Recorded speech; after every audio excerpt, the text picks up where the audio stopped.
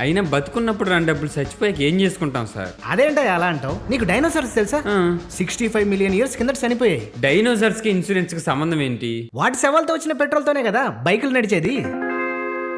అంతెందుకే, చిన్నప్పటి నుంచి నువ్వు పెంచుకున్న ఓ పారాసైట్ ఫ్రెండ్ ఉంటాడు కదా. పారాసైటా? నువ్వు బిర్యానీ తిందామంటే వస్తాడు, నువ్వు పానీపూరి తిందామనగానే జేబు మీద చేయిలు పెట్టుకుని దీనంగా డబ్బులు లేవురా అంటాడు చూడు. అలాంటి వాడిని చూసినప్పుడు కోపం వస్తుందా రాదా? వస్తుంది. మరి ఇంకే, తర్వాత బీపీ, దాని నెక్స్ట్ స్టేజ్ హార్ట్ అటాక్, తర్వాత హెల్త్ ఇన్సూరెన్సే.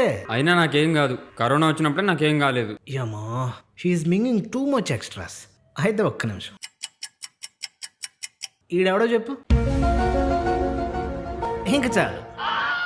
ఓ కన్ను ల్యాప్టాప్ కి, ఓ కన్ను ఫోన్ కి ఆల్రెడీ ఇచ్చేసినట్టున్నావుగా. ఇదంతా ఎందుకు సార్? ఆ ఫోటో ఎవరితో చెప్పండి. బోత్ అద్దాలు లాంటి అద్దాలు పెట్టుకున్నావు, అయినా సరే నేను నువ్వు గుర్తుపట్టలేకపోతున్నావు.